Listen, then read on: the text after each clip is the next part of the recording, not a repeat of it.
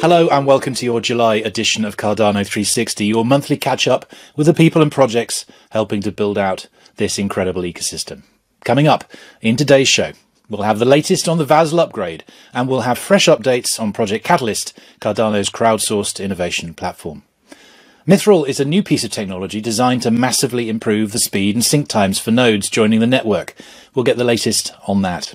We'll also touch on Babel fees with research engineer Polina Vinogradova. But before we dive in, make sure you like, subscribe, and hit that bell icon for all the latest Cardano content and news from the team here at IOG. So as we head towards the Vasil upgrade, it's time for another developer update. I'm joined as usual today by Kevin. Nigel can't make it to the recording today, but in his place is Javier from the delivery team. Kevin, let's start with you.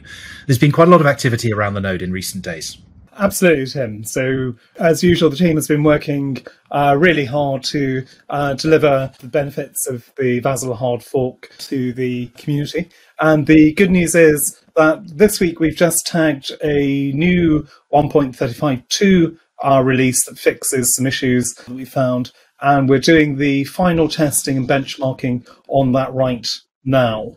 So 135.2, we're slating as a release for testnet only.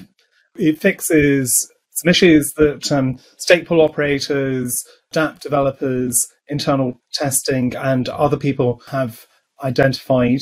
And the goal is it will flush out any final issues as we go to the Vasil hard fork. So obviously, Tim, what we're doing is we're focusing on testing thoroughly, getting it right, and not rushing. And the community support in helping us to do that has been absolutely brilliant. We've been working very closely with many leading community members to get this absolutely right. And inevitably, Kevin, of course, this does mean things are taking longer than originally anticipated, but I guess that's the nature of this. Yes, Tim, this is software development. Inevitably, some issues can crop up, and what we have to do is we have to assess those issues as they come in, determine what impact they could have, and we need to make sure that any issues that could affect the use of the node as we go into Vasil are fully worked out.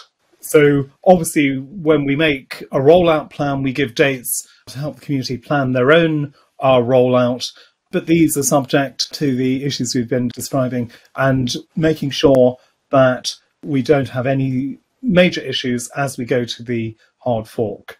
So, as I said, the SPO has been absolutely brilliant in helping with that. Obviously, from where we are, there could be a few more weeks before we go to the actual Vasil hard fork. We've also got to ensure that SPOs, dApp developers, exchanges are all ready for that. Yes, Tim, this is incredibly important. All the users have to be ready to progress through the hard fork to make sure there's a smooth process, both for them, but also very importantly for the end users of the Cardano blockchain. As we're rolling out the new node versions, we'll be communicating very closely with the stake pool operators and other users. Please, if you're in that group, pay attention to those announcements. We'll give you strong advice and guidance on the upgrade path, both for the testnet and for mainnet. And we're following the process that we've used before with rollouts. We're engaging very heavily with exchange and dApp partners. We are communicating very closely with the Cardano Foundation and other developer partners. Everyone is being kept very tightly in the loop on this, Tim. Thank you, Kevin. So, Javier, welcome to your first Cardano 360, and thanks for joining in Nigel's place. So, Javier, we've talked a little bit about the node with Kevin and some of the processes that are going on. This is obviously a very complex project with lots of other moving parts. Your role is kind of overseeing how those moving parts move. So perhaps you can tell us a bit more about some of the work that you've been doing. Of course, Tim. I mean, as you said, this is the most significant update we've ever done so far. There are lots of moving parts, a lot of dependencies. So a lot of work has been done on the IoG core components with a lot of stakeholders involved. But on the other side, there's also a huge amount of effort that's been done on the downstream components, from the DB-Sync all the way to Wallet Backend, GraphQL, and also Explorer. And I want to reiterate what Kevin mentioned. I want to stress how helpful the community has been so far. A lot of feedback from HPOs. Every time we provided a new version, they upgrade, they provide feedback. The same goes for developers. It's been very, very helpful, the information, feedback they provide by testing their own apps. So Javier, obviously a lot of work going on behind the scenes and some steady progress as we head towards committing to that hard fork date. But we've also established a set of objective criteria to understand ecosystem readiness. Can you tell us a bit about that? Our priority is to ensure to get things done right. And if that takes more time, so let it be. We established a couple of criteria to make those things to happen. First of all, in terms of exchanges, we aim to have integrated at least 80% of them by liquidity. And when it comes to SPOs, we expect to have at least 75 of those SPOs updated to the latest version of the node. And of course, if we look back, there's been a lot of work done over the last couple of months when it comes to dApps testing backwards compatibility of version 1 and version 2. So I want to thank them all for the effort. Yeah, and talking of dApps, Kevin, obviously one of the questions we've seen from the community is around the cost model for Plutus and the new cost model. Can you explain a little bit about what the Plutus cost model is and why it matters? Yes, absolutely, Tim. So this is obviously quite a technical thing. The cost model is an assessment of the actual execution costs for each of the Plutus primitives. And the Plutus team spent quite a lot of time and energy into doing very, very careful measurement of the execution costs of, it's something like 168 different parameters. So these are all integrated into the new cost model, and they're designed to work with the new version of the node that we're rolling out for Vasil. So what the cost model does is to enable all the new Plutus v2 features, including the support for reference scripts, reference inputs, inline datums, etc. Very importantly for end users and for dApp developers, this is going to reduce the transaction costs for a number of dApps. So expect to see lower transaction costs for executing the same scripts, just because of the benefits that the Plutus interpreter is going to bring. And these features are going to be used in a number of exciting projects going forwards, including, of course, Hydra, which is under development at the moment. So thank you, Kevin and Javier, for those updates. I'll let you both get back to work. As we say, it's a very busy time at the moment. So there we have it in summary, in terms of the development progress towards the Vasil upgrade. Still a way to go, but making good progress, flushing out those issues with the ever-present support of the community. So again, a shout out to everybody helping us through this process. So let's now get some more technical updates. Arnaud's joining us again to share an update on Mithril, one of IOG's scalability solutions to streamline the speed and efficiency of data synchronization between applications. Hello everyone, I'm Arnaud. I'm the technical architect for the Mithril project, and I'm here to give you some update on how this project is going. Last time we introduced the project, and we said our main use case will be the easy bootstrap of a Cardano node, and that's something we are still on track to deliver, and to have a working version on the Cardano testnet real soon. And a nice side effect that this will make it possible to boot the Daedalus wallet faster, of course. We have also started exploring other use cases, starting from this core idea of snapshotting the whole state of the Cardano node, but obviously, not every client needs the whole snapshot state, so we think that we might start delivering parts of it, or as a side feature of the Mithril network, like, for example, being able to deliver or to retrieve a certified stake distribution, or being able to sign and retrieve a certified UTXO set, possibly with the addition and the some feature provided by the aggregators and the snapshotters that will be that provide some kind of Bloom filtering or BIP 157 like features, like we know from the Bitcoin and SPV network. In the short term, our next major step is open sourcing the existing code, which is really this proof of concept. There are a few creases to iron out, like making sure documentation is good enough to be useful, and of course some tweak on the core features like the chain of certificates. Once the code is open sourced and the website goes live, then both the SPOs and clients should be able to download and install Mithril signers and clients and run them on the testnet and interact with an aggregator that will be able to aggregate the signatures and produce snapshots on a regular basis.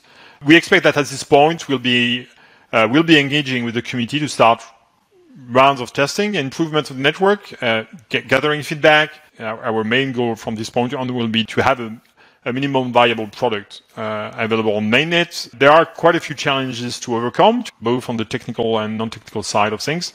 Most notably, the question of how to deploy the signers alongside the Cardano block producers, what's the proper model for decentralizing the aggregator, and how to deal with evolution of the protocols, the usual stuff. We expect this to be a huge opportunity for people to start shaping it. What should be the future of Mithril? So that's pretty exciting for us to put that in the hands of the community at large. So yeah, that's where we are. Thank you for having me, and see you hopefully soon with to share what feedback we'll have from the community.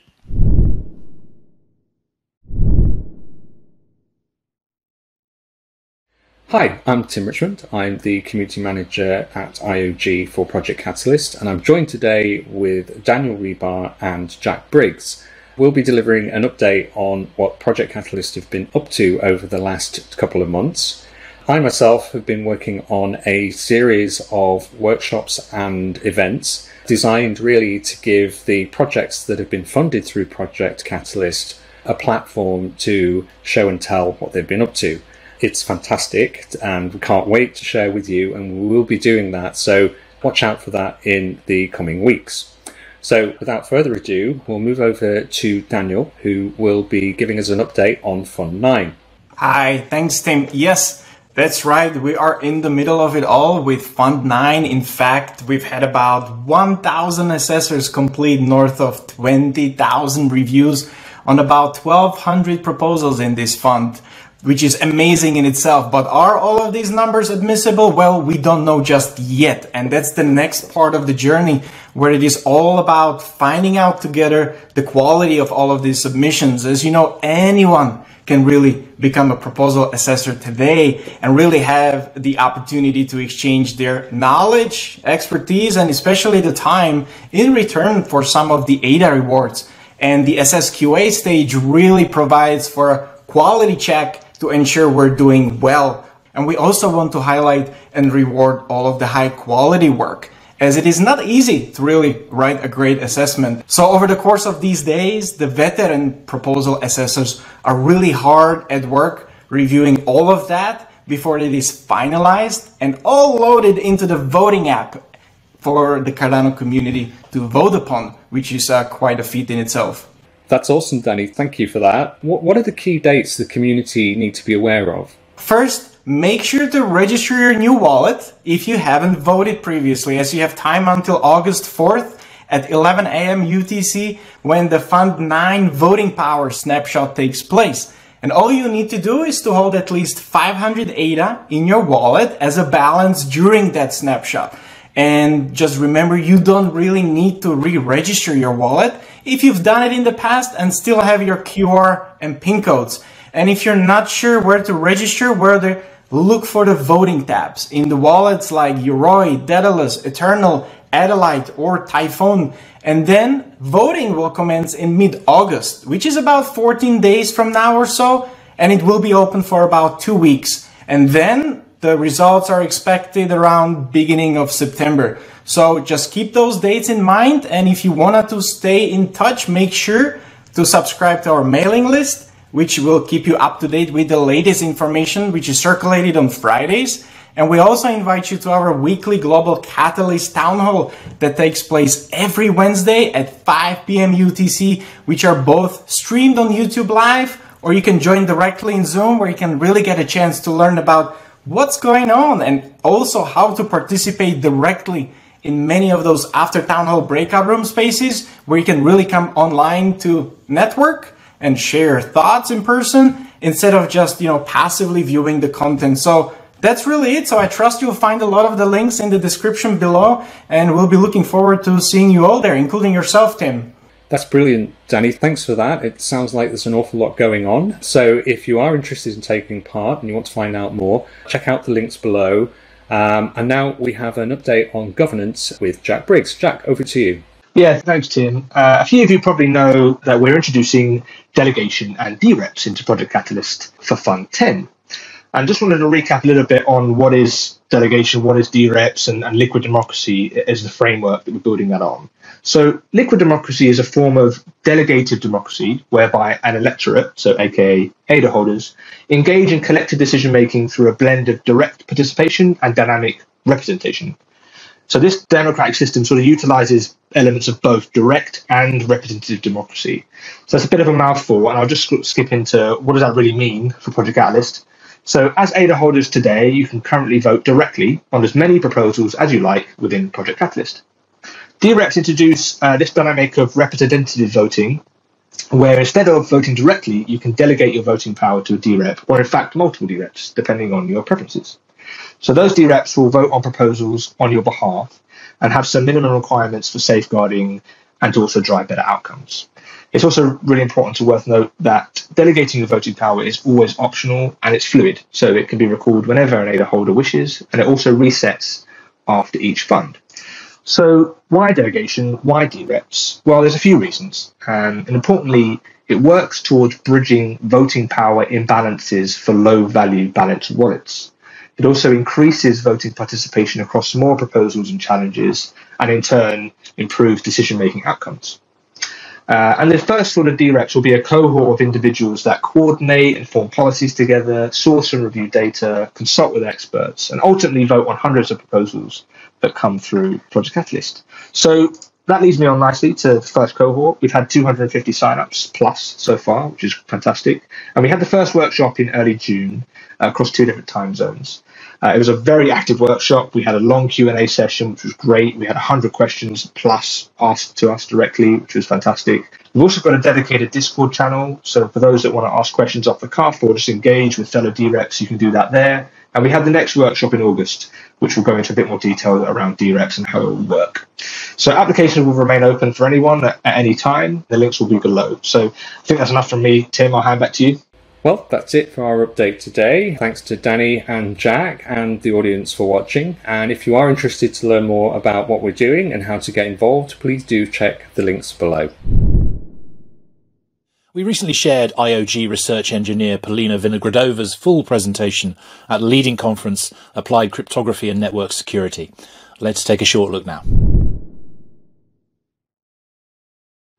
Hi everyone. My name is Polina Vinogradova, and today I'm going to be talking to you about Babel fees via limited liabilities. Babel fees are a mechanism that we designed to allow users to pay fees in non-ADA tokens. A little bit of background / review on what the Cardano fee mechanism looks like in order to see why it's difficult to directly pay fees in non-ADA tokens.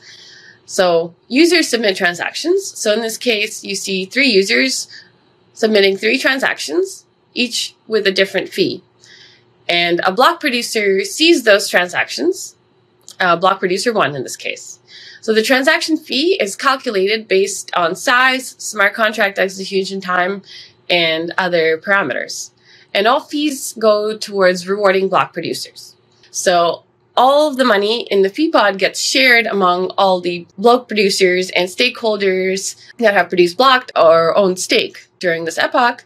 So every block producer in each epoch gets a share of the fee pod containing fees from every block produced in that epoch. Why is this a good approach? So first of all, minimal complexity of changes to the platform.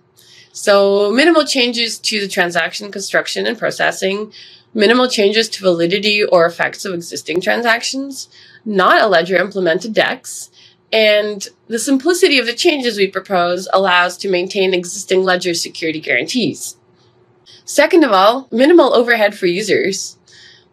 No costly design, implementation, or upgrade or execution of existing smart contracts. Because this is a change to the ledger, it operates at the ledger level, not the smart contract level. We also have no intermediate transaction construction steps or meta transactions. And no off-chain coordination is required for transaction construction. Also, offers are specified and accepted in the same block. So you don't need to submit an offer, wait for the block to be processed, and then submit a way to accept the offer. So not like that. And no additional costs are associated with making or accepting offers as compared to non-primary fee transactions. So when someone makes an offer, that's how much fee is being covered by that specific amount of tokens, and there's no additional fee that they have to pay on top of that to be able to submit that offer. And finally, the mechanism we propose is quite versatile. Exchanges are not enforced by a fixed algorithm, giving users the power to configure their selection process at any time and decide what kind of tokens they want. And if you want to watch Polina's presentation in full, you'll find the link below. So while some of us have been busy in Panama and Austin, the ecosystem hasn't slept. So I'd like to introduce you to two new projects who are building on Cardano, BookToken and Voteaire. So Ben, Josh, thank you so much for being with us here today on the show. Can you tell us a little bit about your project, BookToken, what its purpose is, and the niche that it fills in the market? So our purpose is really to put books on the blockchain, so ebooks and audiobooks, and we're doing that with Cardano using an NFT so that it's not just an NFT of an image of a book cover, but it's the actual entire book itself. Everything is decentralized, encrypted, stored on chain, and then the NFT allows users then to own that book, and after they're done reading it, they could resell it, they could give it to a friend, just like a physical book. Why choose Cardano to bring this mission to life? We chose Cardano for a number of reasons, but overall I think it was Cardano definitely delivers the scalability and security for having big plans and a big mission like us. You know, one of the things that we talk about is the unit economics, which again, like only a proof of stake model would allow us to do. So in our minds, like it wasn't a question. It was always Cardano because Cardano is the only one who can handle our goal of putting 100 million people onto our platform. So you guys have been in the ecosystem for a little while now. You've been building. Can you tell us where you're at in development? We actually launched publicly on July 20th with our first NFT ebook and our DApp. So you can connect a wallet, you can purchase the very first book, and open and read it and see all of the contents. Completely decentralized. The entire book exists within that NFT. You can collect it, you can resell it, you can give it to a friend, you can send it to the other side of the world in seconds. It truly is a completely decentralized, encrypted asset on chain. You know, apart from just the launch itself, you guys are a platform, you're thinking about multiple projects, you're already working with partners and, you know, potential leads. Can you tell us, what are a few of the milestones in the coming months and even years that you're excited about? What does BookToken look like as it develops? Yeah, I think, you know, one of the things we always talk about is we're a project becoming a platform, right? And so July 20th, we came out, we had our first sale, and it went wonderful. So the next milestones is going to be adding more and more books and becoming that true platform. So all publishers and eventually indie authors can, you know, have their books as NFTs. And we'll continue to build out the best readers and apps in the ecosystem. If people want to follow your progress and see what BookToken is about, where should they go? Yeah, you can just go to our website, booktoken.io, and also find us on Twitter and Discord. Thanks, Josh. Thanks, Ben. Now over to you, Voteaire. So Mike, Vivek, can you tell us a little bit about Voteaire? Thanks, Matt. Thanks for having us on. Yes, Voteaire is an on-chain voting application that we created, and we're really looking to create something that was open for everyone and easy to use. So the way it works, it's on-chain. The spec is open source, so we posted a GitHub repo where people can see how the data is stored on-chain. Is also there's SQL queries, so people can actually validate the results that they see online. And really what we created for is for creating an ability for communities that have NFTs or fungible tokens to have the tools to govern their community. So what stage of development are you guys at right now? Right now we are live on, we have a testnet at testnet.voteaire.io. And we also are doing a private launch right now on the mainnet that anybody can go see at voteaire.io. It is with the Wild Warriors NFT project, so they are holding some ballots on chain for their own governance, and they've been great to work with in terms of giving us some extra exposure and just working with to get the project on ground. You know, on-chain voting, this is really interesting to a lot of people in the ecosystem, and I'm wondering if you guys have any exciting use cases, milestones coming up, a vision for what Voteaire looks like fully realized. What Voteaire looks like fully realized starts with where we are right now, which is there are 3 different types of ballots that we can interact with. The first one is the simple ballot. It's open to everyone. All you need is ADA in your wallet, and you can create a ballot and you can vote. And it's weighted by ADA. The second is directed towards delegators and stake pool operators. So a ballot can be created and voted on by a specific delegator group to a stake pool. And that would help with stake pool operator governance of their community. And third is really around policy IDs. And that is centered around fungible and non-fungible tokens, where the weighting of the vote is based on the total number of those tokens, the specified tokens for the policy ID. And so that's where we are currently. In the future, we're looking to expand and grow the capabilities of the platform. Namely, we have 2 Catalyst proposals in play right now for Fund 9, and we're hoping we'll get funded for them. The first one is around unlocking funds based on the outcome of a vote. And so this is really leveraging smart contracts. When a vote is executed, when it's done, the funds for that particular vote will be sent to an appropriate address based on the outcome. The second Catalyst proposal that we have is around decentralized IDs. And so what we're looking to achieve is providing additional capability where today one vote is based on one address, or the weighting is based on what's in that wallet's address. What we'd like to get to is capability to enable one vote for one person, and that's leveraging decentralized IDs and potentially partnering or integrating with groups like Prism, IAMX, and others. Do you have any way for people to follow up with you if they're seeing this, if they're excited about it, and they want to get involved? Yeah, absolutely. The best way to get involved or get in touch with us is through Discord. If you check out our Discord, we have it open to the community. The people there have been great with participating with bug reports and with feature requests. So that's probably the primary place. You can also get us at info@voteaire.io, emailing us there, or Twitter.